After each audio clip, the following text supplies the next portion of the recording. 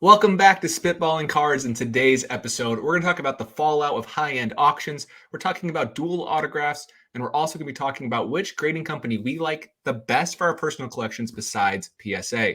So again, we have a smaller group this week. Again, we have Jeff, my favorite cardboard, Chris, baseball card addict, and Phil, Mr. Filmington. And we are going to be talking about everything baseball cards in today's video. So the first topic I want to discuss is going to be about high-end auctions. The last Golden Elite auction was pretty brutal. I think there's not really any way of saying other than that. It's pretty brutal. Honestly, all auctions the last few months have been pretty brutal. If you sold cards, you know what it's like. And it's really a buyer's market for a lot of things, but especially, Mike Trout. That's what I want to focus on. We can talk about LeBron. We can talk about all these other players, but this is baseball cards. Mike Trout's Bowman Chrome Gold BGS 9.5 autograph. So his arguably best rookie auto, because he only has the orange, red, and superfractor below that. Only sold for let's put this into perspective. It sold for $47,000. That card in a PSA 10 at the peak sold for over $500,000.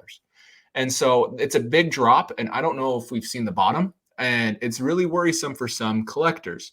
What are your takes on these? We have other auctions dropping, not just Trout. It's going to be every single player. I think the Ronald Acuna Jr. Superfractor Bowman Chrome autograph didn't even hit reserve. It didn't even sell. They couldn't sell it.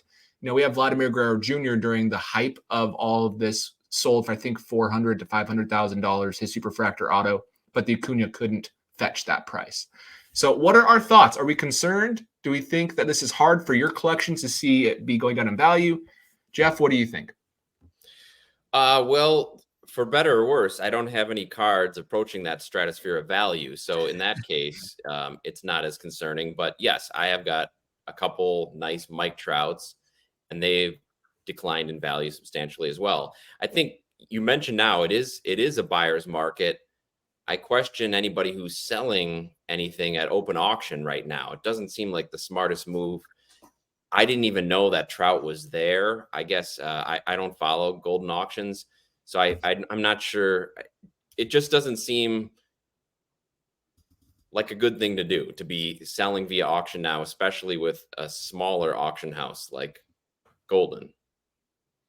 I agree. And Chris, I know you mentioned some thoughts about auction houses. What are your thoughts? Yeah, I mean, I just said that, this guy, the seller, I don't know. I'm not sure what the thought process was. I mean, right now it's a weird situation in the hobby where Golden, I think we said Golden's at 22% in fees. And right now, there's a way to use eBay and pay zero fees. So I don't really get the choice to use Golden here. In that same auction, or maybe it was a similar, whatever, Golden had other auctions ending on Sunday.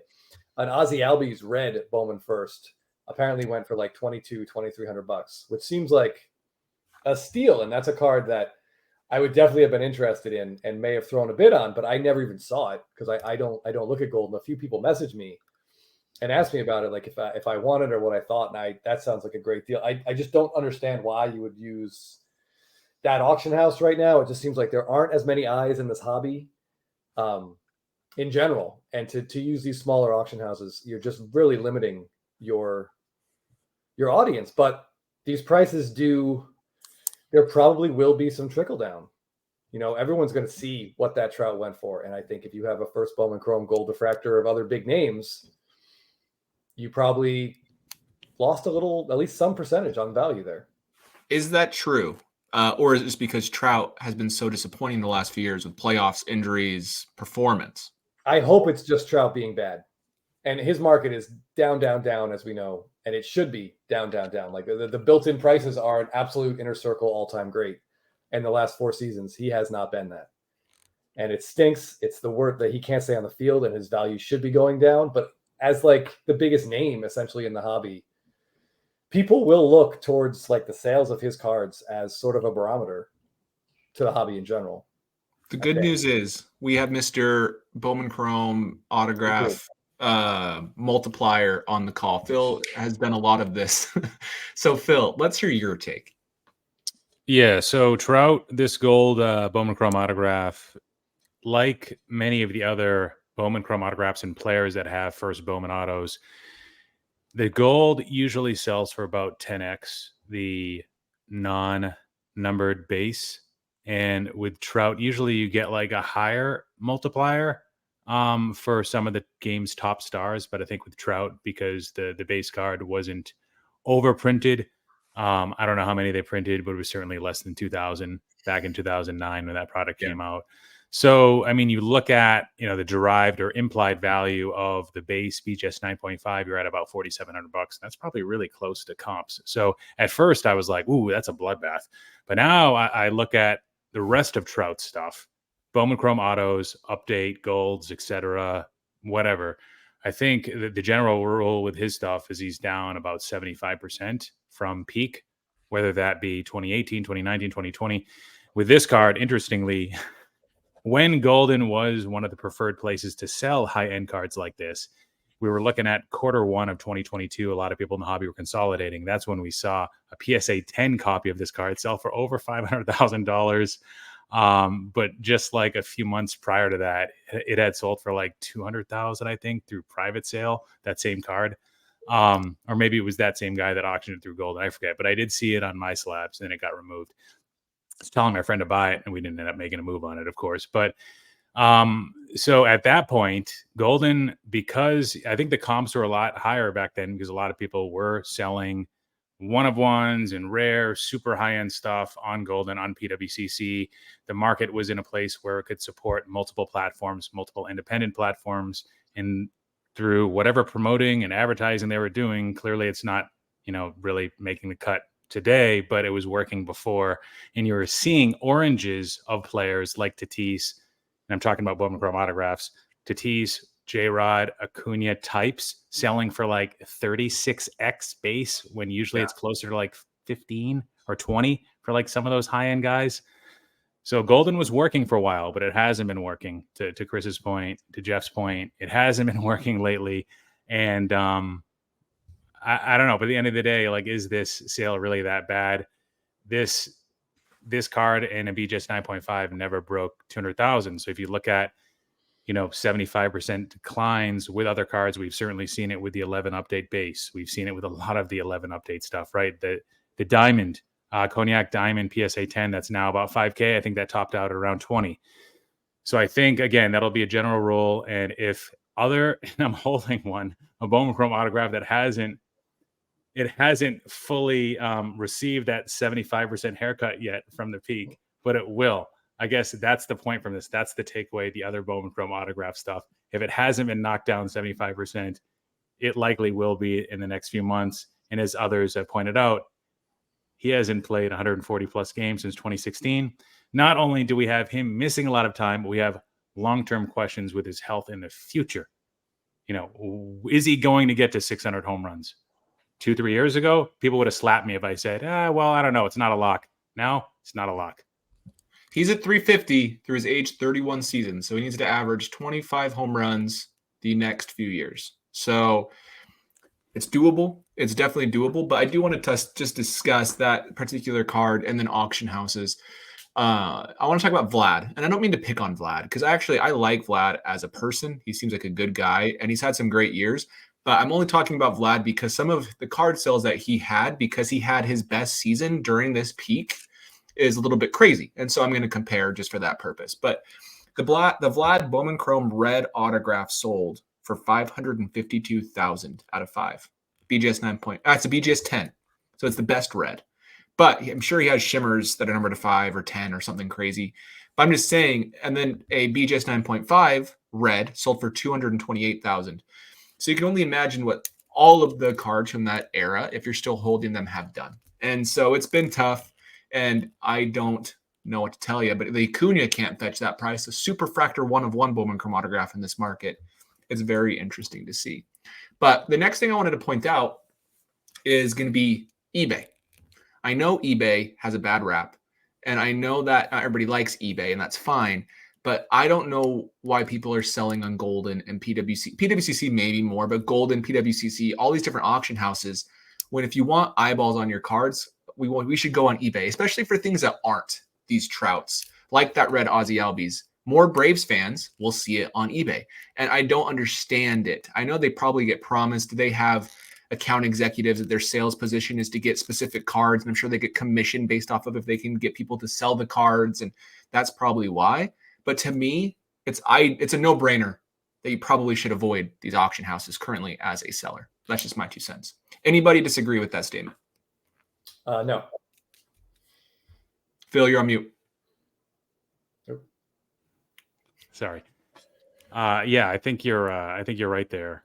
And I think so with Ken Golden, he had posted he did like an IG live, or he posted an IG video where he had talked about the Acuna card and he was kind of pumping it up.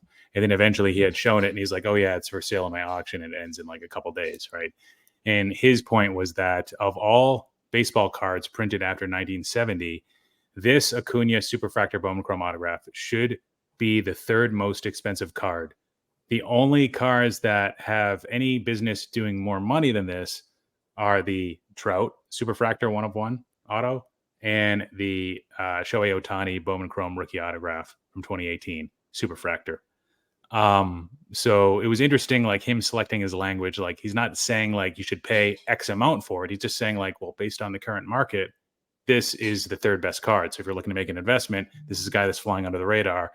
So what it tells me is that the market has shrunk. And based on you citing the Vlad red sale, I know the Jason Dominguez did 400 plus.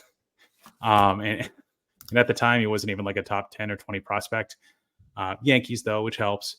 But again, it was a different time and the market was a lot larger. And with Acuna, I probably agree. You know, with somebody that's in his stage of his maturity, unlike Mookie Betts and Nolan Arenado and Bryce Harper, you're going off less of what have they done already, but more of a mix of what have you showed me, but what is the hype and what's the potential? What are the future expectations? So yeah, I have no problem with that Acuna card being the third most expensive. I trust, you know, his assessment of 1970 plus. It's because he understands the print runs and he understands like the vintage, if you even consider that vintage. But the pre mass produced kind of junk wax era, he understands that and the key cards from that era. So I'm like, all right, well, yeah, maybe he's onto something, but that's not saying a whole lot. It doesn't mean that this card is going to break 500K, and it didn't, I guess. Yeah. And it's very interesting, and we're going to have to see how far this goes. To me, there's nothing behind this statement, and I'm not going to pretend I do. I don't feel like we're in a bad place for a majority of sport baseball card collectors. Majority of us weren't buying these cards. And I feel like a majority of us are still happy with card collecting. And I think a majority of us are going to still card collect. And majority of us will still never buy those cards, no matter what happens. And so if people are really concerned with the sky falling, let's say you take a 20% haircut on your collection. If you were collecting prior to 2020, you took a 500% return, most likely, on anything you had. And so it is what it is. And to me, it doesn't worry me. Maybe that's just because I'm ignorant when my cards were in a better position. But does anybody disagree with that statement? You're on mute too, Jeff. I'm the mute police. Jeez. I just want to say, I think, yes, if you were in before 2020, but there's a lot of people that weren't. Yeah, so a lot of people that came in after that have seen nothing but pretty much a downward slide. So I don't know that, for instance, the seller of that Trout, what he bought it at. But I think there's a lot of people that are a little more gun shy because they came in when the market was hot and thought it would just never come back down. So, I think those people have a reason to be gun shy. I want to know what the Acuna guy is going to do now, the seller of that card. So presumably he'll take back possession and then he'll decide if he wants to do it again. Is he going to try to auction it after Acuna wins the MVP? Is he just going to hold on to it until next spring training? I don't know. It seems like a very difficult time to be auctioning any of these high-end cards. So unless you really need money or you feel like your money could be better utilized in another player who is also down at this time, it just seems like a bad time to be auctioning overall. You should just wait until Acuna has an MVP season and then sell. Well, one would think. Just kidding. But no, I do like the point you said. If you are newer to sports cards and all you've seen is pain prior to 2020, we didn't have these booms, and just collect what you like. And then if it goes up, that's great. I know that's terrible advice because if we want to look at it as an investment, but just buy a card only if you're comfortable with it being worthless. And if you're smart, you're going to have wins more than losses, but just know it's still a baseball card at the end of the day, in my opinion. Phil, you're making a face and you might disagree. That's fine. But I guess my thing is just they're baseball cards, and it's kind of a dangerous thing, anyways. So No, I agree. I was just I agree that there's a chance this person that did sell this gold card ended up doing really well off of it. Absolutely. If they purchased prior to 2018, and at the time, there could have been very little risk because Trout could have been already the game's best player when he did buy him. So, yeah, perspective is definitely key. And at least in the Trout circumstance, even though he did use Golden, maybe the alternative to selling it at a price that was lower than what he expected, maybe wanted 75. I don't know. Maybe the alternative is no sale, like what happened with the Acuna guy. And at this point, yeah, I agree. Maybe you sit on it for another year. But a lot of this comes down to expectations, macro, like how is the rest of the hobby going to move? And above that, right, the economy itself, like what are your expectations there? So I do want to show my screen real quick. And for those that are listening on Spotify, thank you for listening on Spotify, by the way. Great to have you. But I do want to show my screen and look at this Trout Bowman Chrome Auto. How small is that? Does it need to be bigger? Small. It could get a little bigger, yeah. Let me see if I can. So here it is. It's a Pop 34, number to 50 card, and there's 5 PSA 10s, which is why the PSA 10s went for way more. Plus, it's a PSA 10, of course. But realistically, Phil, like you mentioned, if he bought any time prior to 2018, the most expensive public sale was $13,000. And so there's a great chance he made a lot of good money. Someone is buying them for $550, $565. And in the perspective of this bubble being gone, this is a really good sale still, especially for the situation of Mike Trout having a terrible year. Well, he actually had an okay year, like a 130 OPS plus, 3 WAR before he got hurt in July. It's just interesting. Yeah. Do you think Trout can ever bounce back to those prices? Answer first. Speaking of perspective, I just want to say I own a Mike Trout card that has decreased 98% in value since I bought it. So things can always be worse. Oh, Is that a Project 2020? Is that what you got? That it is, yes. That's awesome. How much did you pay? I keep it as a reminder. I bought it for $150, and the last sale was $5, and that included shipping. So interesting. I actually own the Ermsey Trout 1/1 gold label, and people were calling me an idiot on Instagram, like saying "ouch," because they knew I sold it and only doubled my money on it because I was able to get out before the bubble burst. So I didn't get the absolute peak. I was a little bit early. Bought it for like, I don't know, 3,400. Sold it for like 8,000, and then maybe it was worth like 12,000 at one point if you were to absolutely like time the peak on the sale. But at that point, I don't think eBay had strong policies on returns. And this is probably one of the things that drove them to have stronger policies. Oh yeah, with all the issues with Project 2020 and the pre-selling and man, that was a mess. For like a few months, those are the only cards that mattered in the hobby. Yeah, and that was crazy. Like one of the last good times to buy stuff before the hobby went nuts. We see this. We saw that with F1. Remember when F1 went crazy for 6 months? And we've seen it with soccer cards when they went crazy for a year. And it's just the hobby's fun. It's fun. Hype is a real thing. So I think that is a good place. So overall, I want to hear this. My sentiment in the sports card hobby, just have fun. Does anybody else have a different thought than what I already said about the hobby that you want to share before we jump forward? Have fun. I would say have fun, but also be careful. Because try not to spend what you can't. Same thing with gambling. Like if you're at a casino, like don't gamble what you can't afford to lose. Like enjoy yourself, but be reasonable with your expectations. Yeah, not everyone's going to double their money like Phil did. Phil's a brilliant strategist. We should all. Most of you are 98% losers, like Chris was on that one. True. The same type of card. Yeah. Yeah, I mean, I think one of the keys is understanding your exit strategy. Know what it takes to sell a card. Know like what your market's going to be. Know what the fees are going to be. Know the timing. Understand and also like have an investment thesis too. Is this like a play on the player, the set? Is something undervalued? Are you going to buy raw and get it graded? Usually you need some sort of strategy, and it might not be the same thing every time. And it could be a combination of a few of those things. But I mean, we're dealing with a market that's not as liquid as it once was. So sometimes it's more costly to get out. You've got people at my show, everybody's trying to buy at 80% of eBay, right? And they're trying to sell at 90% of eBay. So knowing that you're working with that sort of environment, how are you going to make money, right? And is there even a value proposition, or are you better off just making futures bets on the Phillies to win the World Series?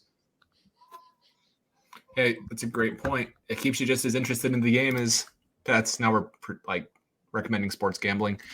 Have fun. Cards are fun. Okay, next topic. This is more of a fun topic. Besides PSA, which company would you grade your cards with? You can pick for monetary purposes. You can pick for your PC, whatever you want to do. And I can go first because I'm going to pick a company that you would not pick. And I would go with CGC. I'm a fan of CGC. I think their slabs have the most clarity, and I don't mind the flips. And in hand, they have the best feel to them. This is going to glare regardless. But like, if you didn't know any better, this doesn't look like it's in a case. And then there's BGS, the thicker case. I love BGS slab and the protection it provides. But for PC cards, especially refractor, it shines better than any other set. So that's what I'd pick. What are you taking, Jeff? All right. Well, besides PSA, I've only graded before with two companies. I've graded with SGC during the PSA shutdown in order to get my cards back quicker, which I did, which was great. And BGS. And the only reason I tend to go towards BGS is with thicker cards because they tend not to be quite as harsh as PSA because they can, with their subgrades, they can maybe delineate what the issues are with the cards a little better than PSA. PSA, it seems like the thick cards, you're starting at an 8 and then they go down from there. So I've graded several cards with BGS for that purpose, and I've been happy with them. Lately, they've been a little bit down on the management side. It seems like that they're not really responsive to customers and they are taking a lot longer. They don't have near as good of a interface on the internet with the customers like PSA does, keeping you abreast of where the card is in the process. So I don't really like them for that, but I still would grade thicker cards with them. And I do like having the PSA grades for continuity for my PC. So I tend to go for it to the PSA cards, even if I'm not necessarily looking for the best return selling, and especially when you can get the value bulk, because the prices come way back down to where it's manageable for PC cards. BGS and CGC are like my two. I think they're CSG now, but they're like my two. I would go with them for a personal collection card any day over SGC. I'm going to interrupt this conversation because I saw something on Twitter that someone here might be interested in, and I want to make sure they see it because it's for sale. So if you're interested, Chris. Oh boy. I was like, please don't. Here it is. Freddie Freeman opening day out of 10. It's a sticker. I don't know if you're interested in this type of stuff. You're like the short print guy. So I actually I prefer I've been looking for a non-auto of that card that's center. Have you? Yeah, and I have yet to find one. They're all left to right, like egregiously, but I just cannot handle that sticker on there. I'd rather have the regular SP because I've never seen that image anywhere else. For those listening on Spotify, it's a Freddie Freeman 2020 Topps Open Day image variation autograph out of 10, but it is a sticker auto. And so it's 2022. I believe. Is that not what I said? Yeah. Did you? Okay. Sorry. I think, I don't know. Maybe you cut out. But yeah, it's this really cool horizontal card. He's sliding into what looks like second base. These were some of the best things in opening day. I could start a whole tangent here. But opening day, like image variations, are incredibly hard to find. Like they are seeded like one in thousands upon thousands, and player collectors absolutely love these cards because you very rarely see them. And that Freeman's a really cool image. So let's say you got that card. Which company are you grading it with? If I graded it, I would send the PSA. My whole Freeman PSA. Not PSA. I know. No PSA. There are two other companies I would consider using. SGC would be the one if I had a card that I wanted to just get it slabbed and sold like as soon as possible. I think that's SGC's wheelhouse, like the quick turnaround, and especially if that card has like some type of surface flaw on it that I know PSA is going to absolutely crush me on. My anecdotal experience with SGC is that they are a little bit more lenient in that regard. So if I pull something out of like 2023 Topps Chrome that I just wanted to get slabbed and then try to flip it real quickly, SGC is where it's the company that I would use. Great. And Phil, what's your take? Let's see. So about 80% of my gradings with PSA, and then I've got like all of these use cases here. So I just left to pick up some examples of cards that I think are maybe a good fit for SGC or HGA, but HGA has been grading my stuff. They've been strict on a few things lately. giving me the grades that I actually deserve probably. So if I'm going to get like an HGA 8 anyways, then like, why not try some of the companies? And I think Chris, you alluded to it, like they might be on ultra modern and modern stuff. They're not as critical on corners or the back or surface as PSA in my experience. So I've got the Spencer Strider card. I think I cracked it out of like a PSA 6 gold prism pajama card, rookie number to 10. So that might go to SGC, but I think it does have a crease on it. So maybe I shouldn't get that graded. And then I've got this Corbin Carroll card that's kind of roughed up on the surface, blue, Bowman Chrome Auto. Probably should have sent that one already. And then, and I know, Scott, you've talked about pop control a little bit from PSA's perspective. So whether or not they do pop control, PSA does on, older sets, they do appear to be tougher on junk wax era cards. Nolan Alico 3, he's been like on them for years on that. He opens a lot of wax and it's literally pack fresh.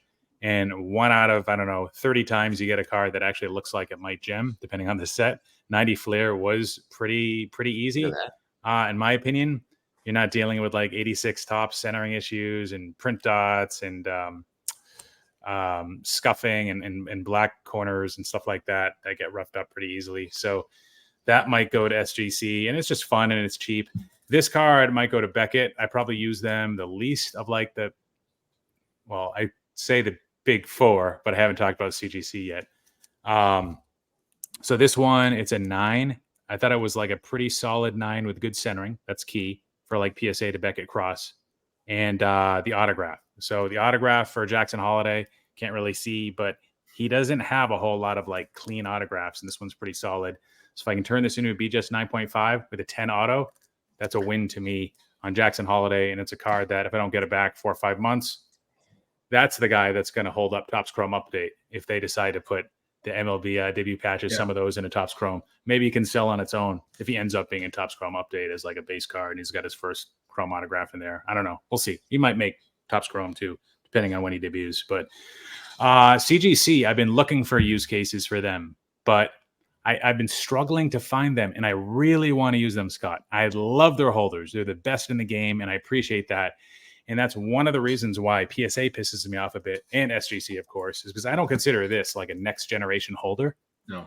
HGA, I know they suck. I know they're a joke, but them, CGC, Rare Edition, never used. I never really explored using them, even Tag. I really appreciate what they've done from a holder perspective, because at the end of the day, you're not just buying a service, you're buying a product, you're buying that slab itself. And CGC, it just doesn't give me the liquidity. If I was to send them these cards, I just feel like I'd be just as likely to sell them in an HGA holder and they'd look a little bit cooler. And I'd probably get a better grade than CGC. And in SGC, they're just going to be more liquid, assuming the same grade at this point, and higher resale value. Like I don't find a lot of cards that I'm interested in at shows that are in CGC holders. No. So the fact that SGC has been around for a number of years already definitely helps. I will say though, with CGC, I'm not going to like defend too much because they're a big brand and corporation. I would not grade a card I'm trying to flip with them. I just wouldn't. The cards I'm grading with them is absolutely a Larry Walker Red X Fractor numbered to 50, right? Like that is a perfect CGC card to look beautiful. But my hope is the fact that they are such a big company. They have more money behind them than almost everybody. Maybe not PSA at this point, but they're the healthiest financial company in my eyes because they do comic books, they do currency, they do paper money, they do coin, like, all of this is they do video games, like the number one video game grading company, and Pokemon. They're pretty big, much bigger than sports cards. So as like a parent company, I think they are going to be around for the long run. And the only reason to me, SGC, well, Peter's done a good job. Like I don't want to take away credit that he's done and rebranded and tried, and he's done a great job. And as a company, they've done a good job, but they've been around a long time. And the reason we view them as credible is because they've been around a long time. So I do think over the long run, the use case for CGC might increase. I agree, it's not there financially yet. And I don't think it's going to be there for a while, but I do love their slabs, and I love the backing that they have. And like I met Andy, I'll be releasing a CGC video when I went to their headquarters soon. Andy is great. He was really nice, genuine guy. He graded at Beckett. So I know their standards are great too, but I understand what you're saying, Phil. In regards to practical financial use cases, it's not really there. Yeah, and I just wanted to piggyback on that in following up with Phil with the examples that he was showing in terms of whether or not he would go to CSG or HGA and which one would look better. It seems like in terms of the market now, maybe even selling them raw might get a premium over those particular companies. So you don't have to wait. You don't have to send the cards out. You don't have to worry about them getting further damaged. So yeah, if you're looking to resell, it seems like raw might almost be a better choice than a lot of the grading options. Yeah, I think it's a great point, Jeff. And to be honest, I think all of us would say if we had 100 cards to send to a grading company, probably 97 of them would probably go to PSA, right? In most cases, like that's just the way that it is right now. And grading evolves, and I wouldn't be surprised if that changes slightly in the future, but I don't think that's going to be a soon future, personally. Yeah. Anyone disagree with that? 95% of your cards will go to PSA for most use cases. Yeah, it will be interesting to see. It will be interesting to see going forward how much these AI infused grading processes take hold, like tag grading, which I know they have immaculate setups at all the big shows. Like Chris and I were at Burbank, and they had a huge, beautiful setup there, and they're doing a ton of promotions, and they're talking about how you take the subjectivity out of grading, and you can get a more accurate appraisal of your card. I wonder if that kind of thing will take off, or if any of the other grading companies will sort of use AI. That'll be interesting to see down the road. That's the only thing I could see unseating PSA possibly for a portion of their market share. And you've seen the gem rate numbers too. I mean, PSA's got like such a strong grip. They're probably 80-85% of the market share. So you'll see like PSA's averaging what, like 1 million cards they're grading per month, and the other companies are around like 50 to 125,000, depending on if you count like non-sports. That's where CGC gets a big bump. SGC and Beckett don't get as big of a bump from the non-sports because they don't do as much of it. But yeah, absolutely. But other than that, any final thoughts before we let everybody go today? A little bit shorter episode today, but I want to save. Maybe we can. I know we said we're going to push it. We have 3 minutes. Let's do a 3-minute conversation on dual autographs. I know we're going to push it, but let's do it really fast. So we want to talk about dual autographs. And Jeff, do you want to save this one? Do you want to go more than 3 minutes? This was your topic. I think we probably go more than 3 minutes, considering that there's a lot to talk about. But it's up to you. Let's do it. We're going to save it. Little sneak peek in the next week's episode. We're talking about dual autographs, some cool examples, some bad examples if we like star players with bad players, and more. Other than that, I just want to say thank you again for watching the videos. Make sure you like, subscribe to this channel. We appreciate it. It helps the other people find it through the YouTube algorithm. Through Spotify, same thing. Make sure you wait for these drops if you enjoy that instead. And just enjoy collecting, and we'll catch you in the next episode. See you guys.